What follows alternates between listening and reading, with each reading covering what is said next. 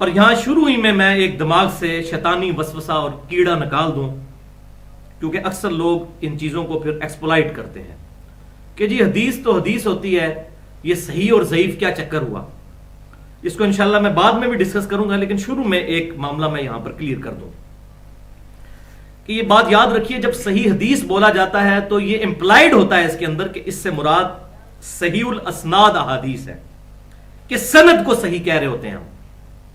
اسی طریقے سے جب ہم کہتے ہیں ضعیف حدیث ہے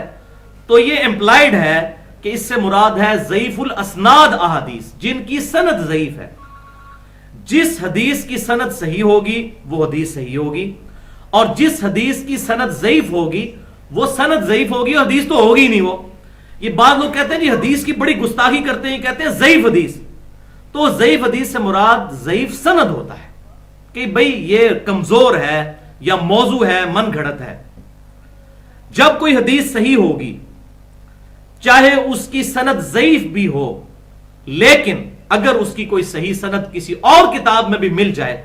تو پھر ہم اس ضعیف سند والی حدیث کو بھی کہتے ہیں کہ یہ حدیث کی سند ضعیف ہے لیکن حدیث صحیح ہے۔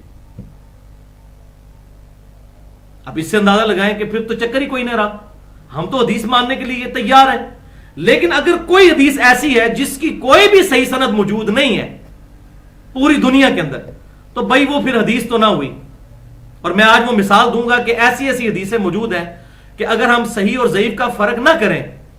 تو ہمارا ایمان ہی ضائع ہو جائے ان حدیثوں کو مان کے۔ تو اصول محدثین پر، بریلوی، دیوبندی، اہل حدیث یا اہل تشیع کے اصول نہیں، پہلے 300 سال کے محدثین کے اصول پر اس کی سند کو ڈسکس کیا جاتا ہے کہ یہ صحیح ہے یا ضعیف ہے۔ لہٰذا اس میں کسی کو تکلیف نہیں ہونی چاہیے، وہ پہلے 300 سال کے محدثین تو ہمارے مشترکہ ہیں، اس میں تو کوئی اختلاف نہیں ہے۔ اب میں آپ کو مثال کے طور پر ایک حدیث بتاتا ہوں کہ ہم کتنی ایمانداری کا مظاہرہ کرتے ہیں کہ اگر سند ضعیف بھی ہو اور اس کی صحیح حدیث کوئی صحیح سند سے مل جائے تو ہم اس حدیث کو صحیح ایکسیپٹ کر لیتے ہیں۔ مثال کے طور پر سنن ابی داؤد میں انٹرنیشنل نمبرنگ کے مطابق 2140 نمبر حدیث ہے کہ آپ صلی اللہ علیہ وسلم نے ارشاد فرمایا کہ اگر میں اللہ کے علاوہ کسی کے لیے سجدے کو جائز سمجھتا تو بیویوں سے کہتا کہ اپنے خامدوں کو سجدہ کریں اس حق کے سبب جو اللہ تعالیٰ نے ان کو دیا ہے۔ اب اس کی سند سنن ابی داؤد میں پکی ضعیف ہے، کیوں کہ اس میں شریک القاضی مدلس ہیں اور ان سے روایت کر رہے ہیں، اور مدلس کی ان کی روایت جو ہے سما کی تصریح کے بغیر ضعیف ہوتی ہے۔ صحیح مسلم کے مقدمے میں یہ پیٹ رول موجود ہے، امام مسلم نے اپنی کتاب کے شروع میں ہی لکھ دیا کہ یہ پیٹ رول ہے جب تک سما کی تصریح نہ ہو۔ یہ میں انشاءاللہ بعد میں بھی ڈسکس کروں گا اس چیز کو۔ لیکن اسی حدیث کی ایک صحیح سند بھی موجود ہے سنن ابن ماجہ میں انٹرنیشنل نمبرنگ کے مطابق 1853 کسی اور صحابی سے، اور یہی حدیث جو ابو داؤد میں ہے اس کی سما کی تصریح بھی سنن الکبریٰ البہیقی میں انٹرنیشنل نمبرنگ کے مطابق 14482 نمبر حدیث سنن الکبریٰ البہیقی کے اندر، وہاں پر سما کی تصریح کر دی ہے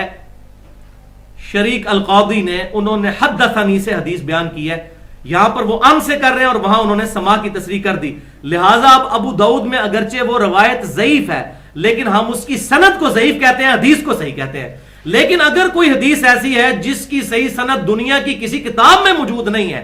تو پھر اس کو تو نہیں لیا جا سکتا، وہ تو ایکسیپٹیبل ہی نہیں ہے۔ ورنہ یہاں پر پھر ایک کڑوی بات ہے کہ المصنف ابن ابی شیبہ کا جو سیکنڈ لاسٹ چیپٹر ہے اس چیپٹر کا نام ہی ہے کتاب الرد علی ابی حنیفہ، کہ یہ چیپٹر رد ہے امام ابو حنیفہ رحمۃ اللہ علیہ کے ان فتووں پر جس میں وہ رسول اللہ کی مخالفت کیا کرتے تھے صلی اللہ علیہ وسلم، انہی الفاظ کے ساتھ۔ اب جب یہ آتا ہے چیپٹر سامنے تو پھر ڈاکٹر طاہر القادری صاحب بھی کہتے ہیں نہیں نہیں اس میں فلاں روایت ضعیف ہے، اس میں فلاں روایت ضعیف ہے۔ تو بھئی جب ہم یہ بات کرتے ہیں کہ صحیح اور ضعیف کا فرق ہوتا ہے اس وقت آپ کہتے ہیں نہیں حدیث تو ہے، جیسے ہمارے پاکستان کے سیاسی لیڈر کہتے ہیں کہ ڈگری تو ڈگری ہوتی ہے چاہے جعلی ہو یا اصلی، تو حدیث ہی ہوتی ہے چاہے جعلی ہو یا اصلی،